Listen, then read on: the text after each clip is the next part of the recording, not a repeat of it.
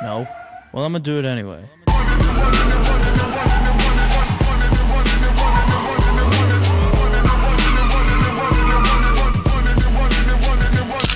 Takže dneska ideme jazdiť na Jankov vršok. Najnovšie Camaro, ZL1, posledné vyrobené kusy, 2024.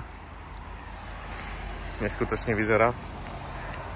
Máme ešte M2 Competition, Mustang, vpredu Challenger 6.4.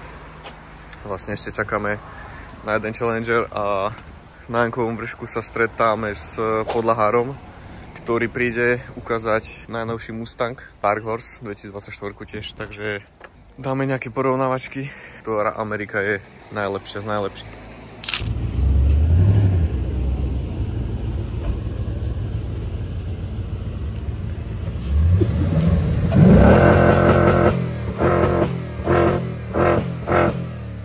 No chýba mu tam ešte krydlo.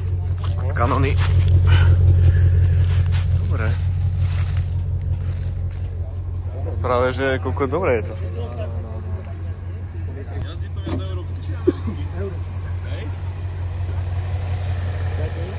Ešte je to dve. Na tom starom máš iba takto jedno. Už tam máš trémy. Keď si kúpiš GTčko, máš tam ten G-Track, čo sa to má. A v tom manuále to musí byť dobré. Manuál, určite manuál. A my sa ľudí nekonečne spravili poriadne výstupky na Mustangu, vieš? Akože znie to... Ja, to je zvuk, akože na to, tam má dokonca.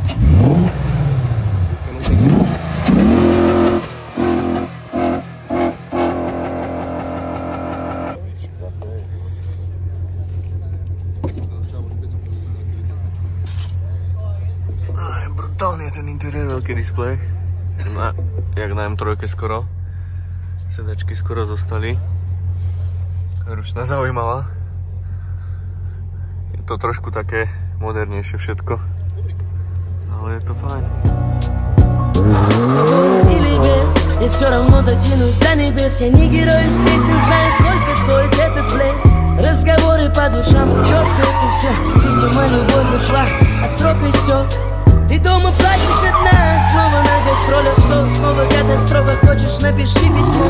Пропадаю и игнорю, что ж, I'm sorry. Знаю, хочешь знать, какие я радостный лишь в этих сторис.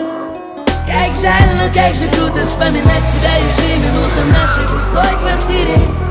Пожары, теперь будет трудно вернуть то, что было главным в нашем идеальном мире. На Патриках веселье, к черту эту суету. Я наболтаю этот трек и им заполню пустоту. И ты услышишь в этих строках голос мой. И эта песня тебе письмо. Эта песня твоя бессонница.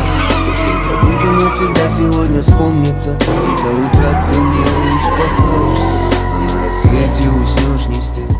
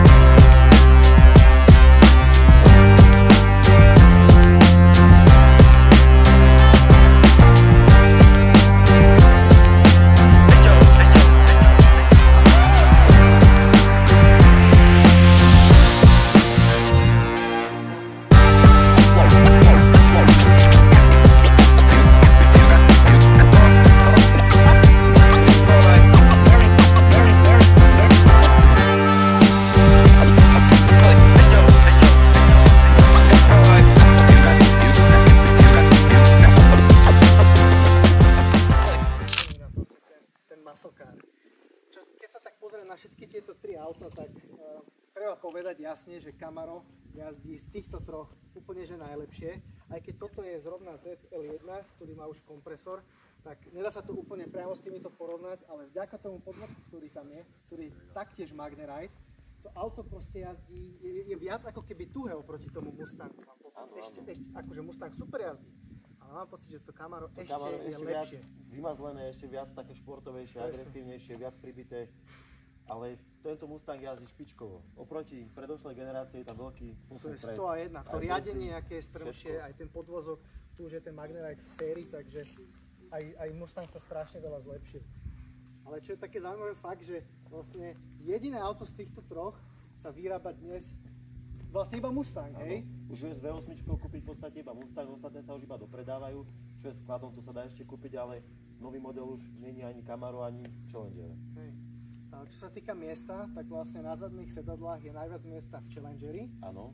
V týchto ostatných, tu si človek opiera hlavu o sklo. Musí si tam nájsť takú polohu nejakú svoju, aby tam prežil. Takto skrčiť nejako v tom kamere. Presne to, o čom rozprávame, keď rozprávame o Kirikani vajec. Takýto motor, to je presne ten motor, že každé zošlapnutie plynu jedného ekoteroristu prinúti urobiť 3 salta v bok a vám to zježí všetky chlpy na vajcach a na pleciach. A vajca sa vám samozrejme zväčšia.